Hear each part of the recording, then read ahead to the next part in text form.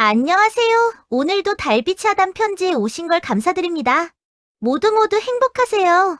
구독, 좋아요 부탁드려요.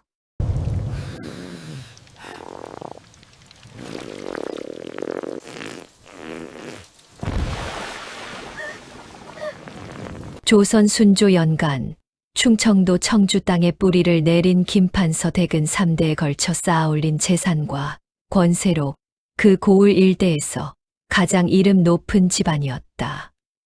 논밭이 10마지기가 넘고 하인만 20이 넘으며 사랑채에는 언제나 관아의 나리들이 드나들었다. 집주인 김재원은 호조판서를 지낸 뒤 낙향한 인물로 나이 쉰을 바라보는 지금도 허리가 꼿꼿하고 눈빛이 매서워 아랫사람들이 함부로 눈을 마주치지 못했다. 그는 엄격하고 과묵한 사람이었다. 말보다 눈짓으로 집안을 다스렸고 그 눈짓 하나에 하인들은 등줄기에 식은땀이 흘렀다. 그런 그에게 아내가 있었다. 서윤옥. 26의 나이에 그 집에 시집온 이후 어느덧 33이 된 여인이었다. 살결은 달빛처럼 희고 눈매는 그림에서 막 걸어 나온 듯 단아했다. 목소리는 낮고 고요했으며 걸음걸이는 바람에도 흔들리지 않는 대나무 같았다. 고을의 양반 마님들 사이에서 그녀는 정숙함과 기품의 상징이었다. 하지만 사람이라 겉이 전부가 아닌 법이었다. 윤옥의 속에는 아무도 보지 못한 불씨가 있었다. 아이를 낳지 못한 7해 동안 그 불씨는 꺼지지도 타오르지도 못한 채 가슴속 어딘가에서 조용히 숨을 죽이고 있었다. 김재원은 아들 없음을 이유로 오래전부터 안채를 찾지 않았고 윤옥은 촛불 하나만 켜진 방에서 밤마다 혼자 잠자리에 들었다. 그 집 바깥채에는 일꾼들이 살았다. 그 중에 강돌이라는 머슴이 있었다. 나이는 30 초반. 키가 크고 어깨가 넓어 힘이 좋기로는 고을 장정 중에 으뜸이었다. 성품은 묵직하고 성실해서 새벽에 가장 먼저 일어나 저녁에 가장 늦게 눕는 것으로 유명했다. 그러나 그가 아무리 부지런하고 힘이 좋아도 아무도 그의 곁에 오래 머물지 않았다. 이유는 단 하나였다. 아주 기막힌 방귀였다. 강돌의 방귀는 보통 방귀가 아니었다. 소리부터가 달랐다.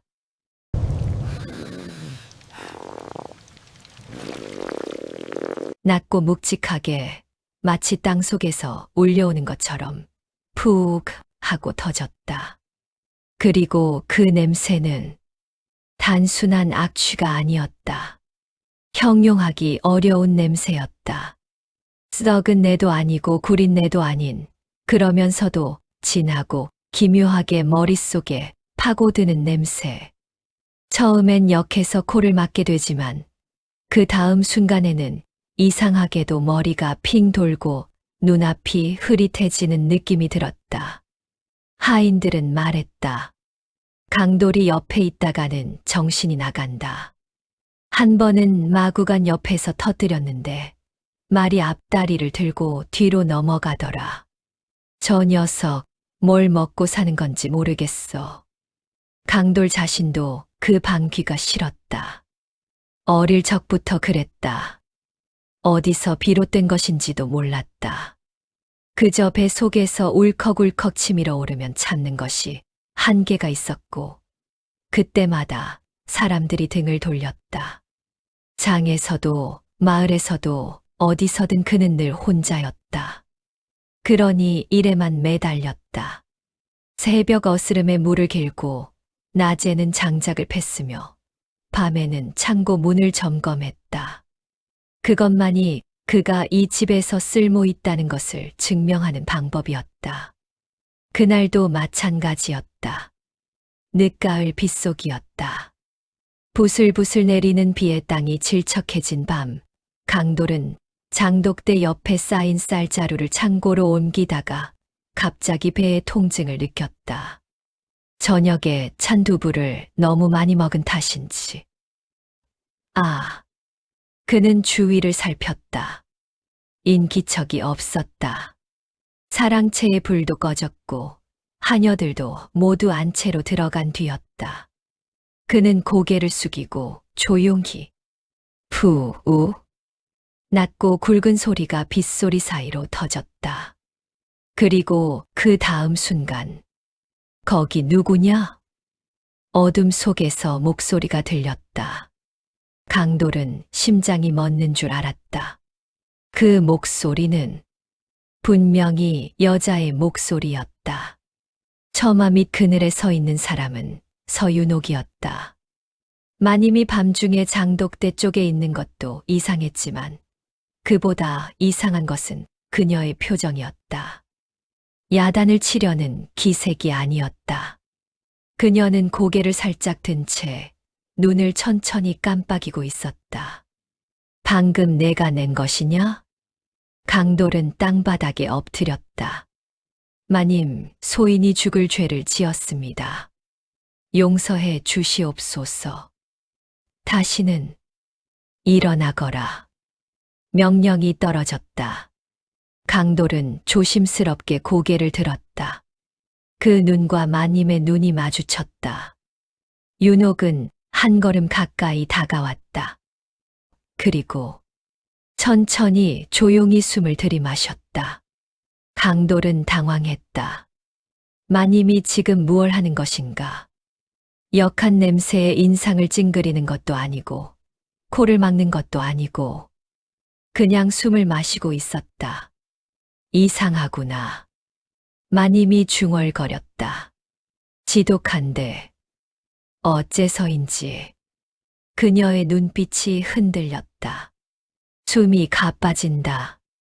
강돌은 이해할 수 없었다. 그 누구도 자신의 방귀에 이런 반응을 보인 사람이 없었다. 사람들은 언제나 뒷걸음질 치거나 욕을 했다. 하지만 마님은 가까워지고 있었다. 윤옥은 그날 밤 더 이상 말하지 않았다. 그냥 강돌을 바라보다가 조용히 안채로 돌아갔다. 강돌은 한동안 그 자리에 서 있었다. 빗소리만 들렸다. 그런데 가슴이 이상하게 뛰었다. 그날 이후로 집 안의 풍경이 조금씩 달라졌다. 마님이 강돌을 찾기 시작했다. 처음엔 아무도 눈치채지 못했다. 장작이 필요하다, 물독이 비었다, 안채 담벼락 근처에 낙엽을 쓸어야 한다 하녀들을 통해 내리는 명령은 이전에도 있던 일이었다. 그러나 점점 빈도가 잦아졌다.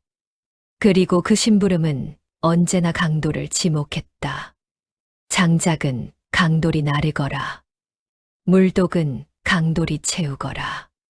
밤이 깊어도 부르면 와야 한다.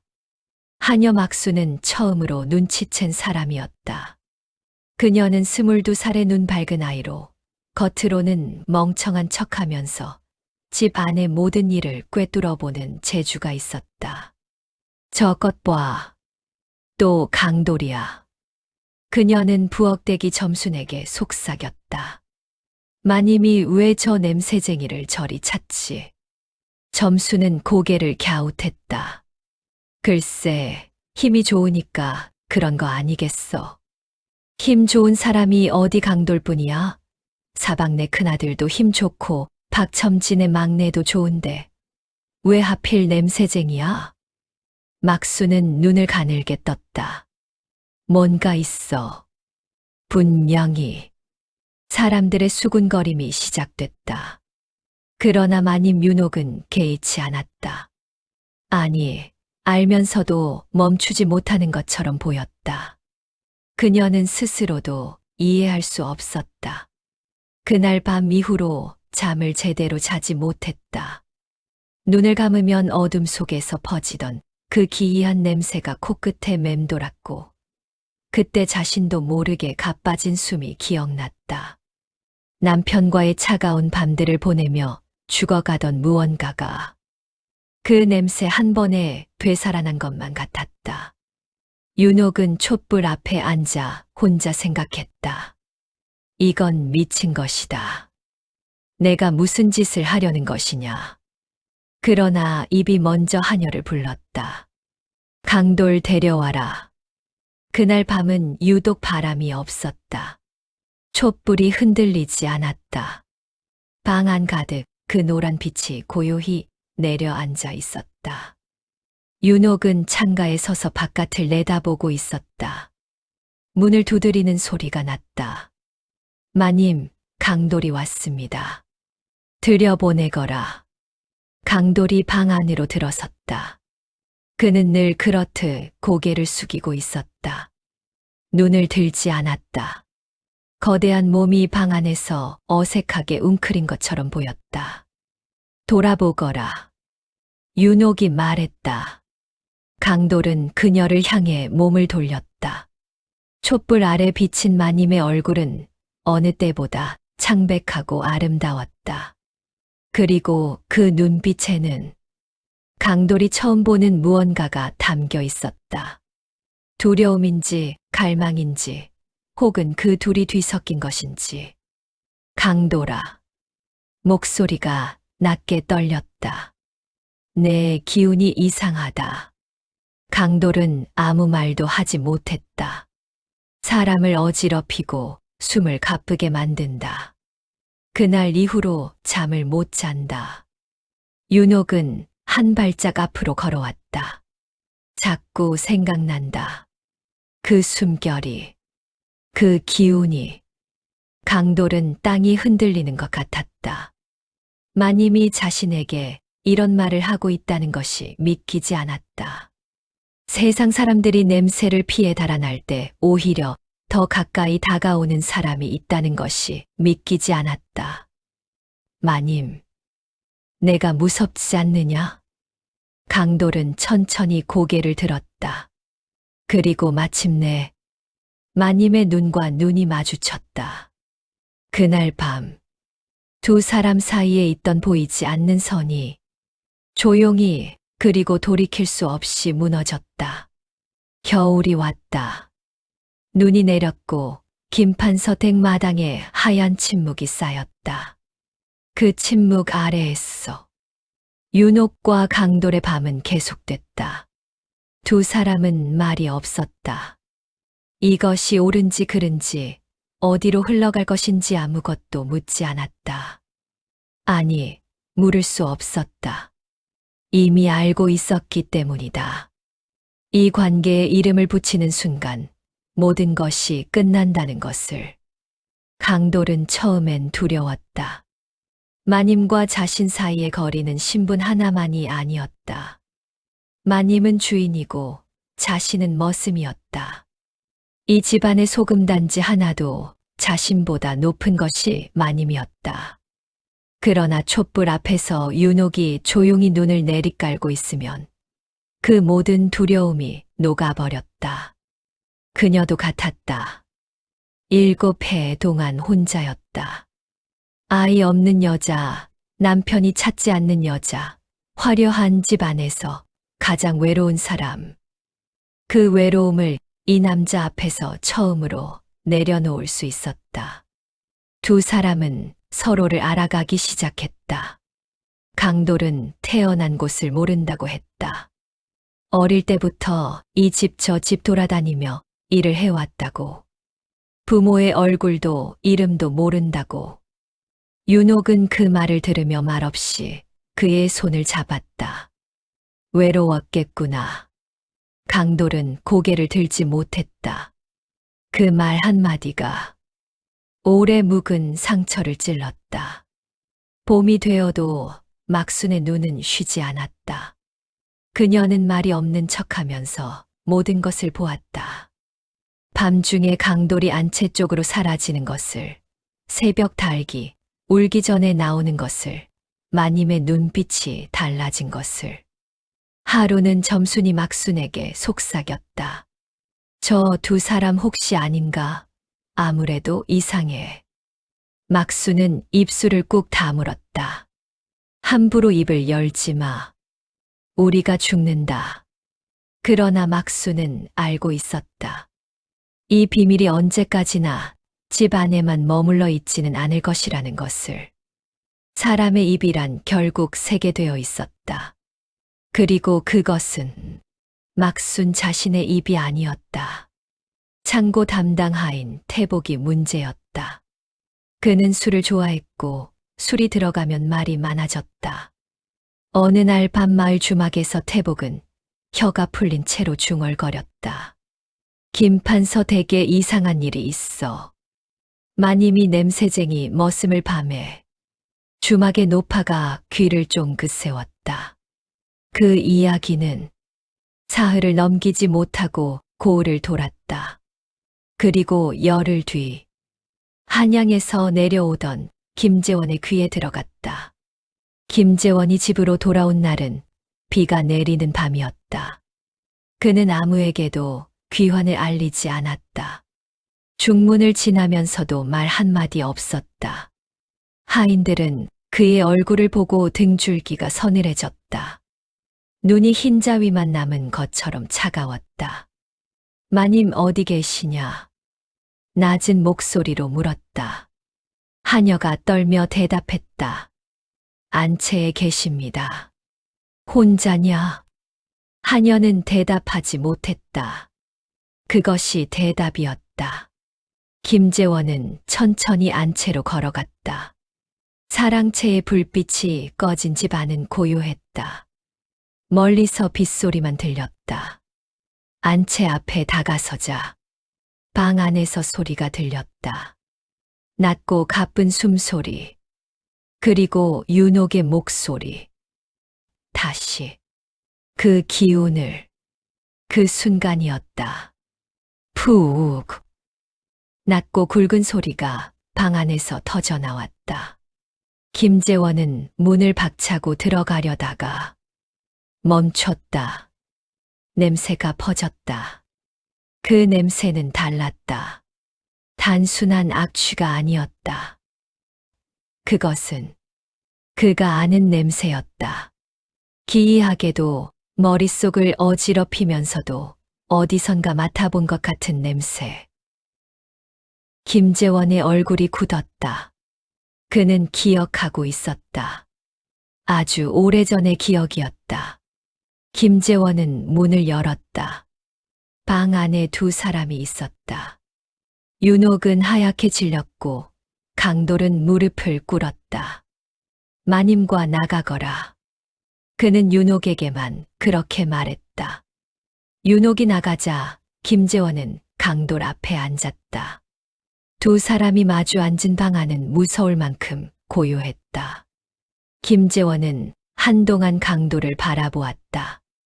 그 크고 넓은 어깨를, 그 묵직한 눈빛을, 그리고 방 안에 아직 남아있는 그 기이한 냄새를. 내 어미가 누구냐? 강돌은 떨며 말했다. 소희는 이름도 얼굴도 모릅니다. 어릴 때 어디서 왔느냐? 공주 쪽에서 흘러왔다고 들었습니다.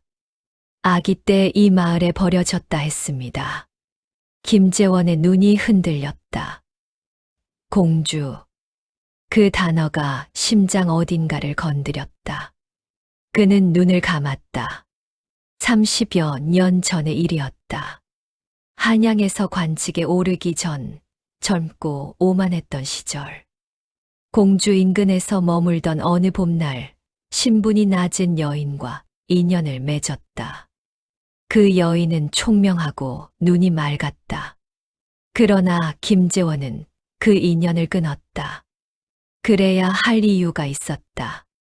집안이 있었고 체면이 있었고 앞날이 있었다. 그 뒤로 그 여인의 소식을 듣지 못했다. 그런데 여인이 사라지기 전 그녀에게 아이가 생겼다는 소문이 바람처럼 지나쳤다. 김재원은 무시했다. 아니, 무시하려 했다.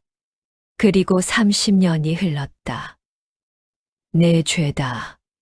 그가 낮게 중얼거렸다. 강돌은 멍하니 앉아 있었다. 김재원이 말했다. 그 냄새는 우리 집안 핏줄에 흐르는 것이다. 강돌은 눈을 들었다. 대대로 드물게 나오는 체질이다. 내 당숙도 그러했고 먼 조카도 그러했다. 기가 강하게 쏠려 냄새로 나오는 것이라 했다. 그의 목소리가 떨렸다.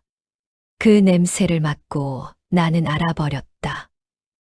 내가 내 핏줄이라는 것을. 방 안에 침묵이 내려앉았다. 강돌은 자신이 지금 꿈을 꾸고 있는지 현실에 있는지 알 수 없었다. 그 냄새가 저주가 아니었다. 그 냄새가 증거였다. 김재원이 방에서 나왔을 때 윤옥은 마루 끝에 앉아 있었다. 그녀는 남편의 얼굴을 보았다. 그리고 직감했다. 강돌이 서방님 자식입니까? 김재원은 대답하지 않았다. 그러나 그 침묵이 대답이었다. 윤옥의 눈에서 눈물이 떨어졌다. 그녀는 일어서지 못했다. 무릎이 풀렸다. 방 안에서 강돌이 나왔다. 그는 윤옥을 보았다. 그리고 윤옥이 무너지는 것을 보았다. 그 얼굴에서 피가 가시고 눈에서 빛이 꺼지는 것을. 마님. 그 목소리가 얼마나 작게 나왔는지 강돌 자신도 들을 수 없었다. 윤옥은 고개를 들지 않았다. 그저 바닥을 보며 떨었다. 집 안이 뒤집혔다. 막수는 부엌에서 입을 틀어 막았고 태복은 마당에서 허연 얼굴로 서 있었다. 점수는 담 모퉁이에 붙어서 울었다. 아무도 말하지 못했다. 마님이 안고 있던 사람이 판서 어른의 아들이었다는 것을. 김재원은 이틀 동안 사랑채에서 나오지 않았다. 그리고 사흘째 아침 그는 강돌을 불러들였다. 내 이름이 무엇이냐? 강돌입니다. 오늘부터 그 이름을 버려라. 김재원은 붓을 들었다. 김강이라 하거라. 김씨 집안의 서자로 호적에 오른다. 강돌은 아니, 김강은 고개를 조아렸다. 그러나 가슴 안에서는 아무것도 느낄 수 없었다. 머슴이 양반이 되었다. 그 냄새가 그를 찾아왔고 그 냄새가 그를 올렸다. 그러나 그는 그 순간 온 세상에서 가장 낮은 곳에 있는 것 같았다. 윤옥이 생각났다. 그녀도 지금 이것을 들었을 것이다. 자신이 이제 서방님의 아들이 되었다는 것을. 이후 집 안의 공기는 질식할 것 같았다. 윤옥은 방 밖으로 나오지 않았다. 밥도 제대로 먹지 않았다. 하녀들이 들여다보면 창가에 앉아 바깥을 바라보고 있었다. 강돌이 재는 김강은 안채 근처에 얼씬도 하지 않았다. 그는 바깥에 가장 구석방에 혼자 있었다. 판서가 아들로 인정했다는 것, 그것이 어떤 의미인지는 알았다. 그러나 그 인정이 기쁘지 않았다. 아무리 생각해도 기쁘지 않았다. 이 집안에서 자신이 차지한 자리가 클수록 마님이 감당해야 할 무게가 커진다는 것을 그는 알고 있었다. 밤이 되면 그 냄새 속에 담겼던 기억들이 살아났다. 촛불 하나가 흔들리던 방, 눈을 내리깔던 그 얼굴, 손을 잡아주던 따뜻함. 외로웠겠구나. 그 한마디. 김강은 그 말이 생각났다. 평생 아무도 해준 적 없는 말. 세상 사람들이 냄새 때문에 고개를 돌릴 때 오히려 다가와 그 숨결이 생각난다고 했던 사람. 그 사람이 이제 자신을 마주볼 수 없는 존재가 되었다. 어느덧 봄이 왔다. 매화가 피었다. 어느 날 저녁 김강은 짐을 쌌다. 간단했다. 옷 한 벌과 낡은 신 한 켤레. 그는 김재원 앞에 무릎을 꿇었다. 멀리 가겠습니다. 김재원은 말이 없었다. 저는 이 집에 있을 수 없습니다. 김재원은 눈을 감았다. 한참 뒤에 말했다. 멀리 가더라도 살아 있어라. 그것이 전부였다. 김강이 짐을 들고 사랑채에서 나왔을 때 안채 쪽에서 발걸음 소리가 났다. 윤옥이었다. 두 사람은 마당 한복판에서 마주쳤다. 멈췄다. 아무 말도 하지 않았다. 바람이 불었다. 매화꽃이 몇 장이 날렸다. 윤옥이 먼저 입을 열었다. 어디로 가느냐? 모르겠습니다. 마님이 지어주신 이름이 없으니 그냥 강돌로 살겠습니다. 윤옥의 눈이 흔들렸다. 처음부터 몰랐으면 좋았을 것을. 강돌은 고개를 숙였다. 소인도 그렇게 생각합니다. 둘 사이의 공기가 무거워졌다. 그리고 강돌의 배 안에서 마지막으로 한 번.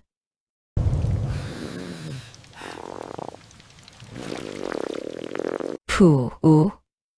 낮고 묵직한 소리가 퍼졌다. 윤옥은 눈을 감았다. 그 기이한 냄새가 봄바람을 타고 코끝을 스쳤다. 그녀의 눈에서 눈물이 흘렀다. 이 냄새, 평생 잊지 못하겠지. 강돌은 아무 말도 하지 않았다. 그저 고개를 한 번 깊이 숙이고 돌아섰다. 대문을 나섰다. 봄 햇살 속으로 걸어갔다. 사람들은 한동안 그 이야기를 했다. 김판서 댁머슴이 방귀 하나로 양반됐다더라. 아니, 방귀 하나로 마님을 홀렸다더라. 마님은 그 뒤로 어떻게 됐대? 그냥 살지 뭐.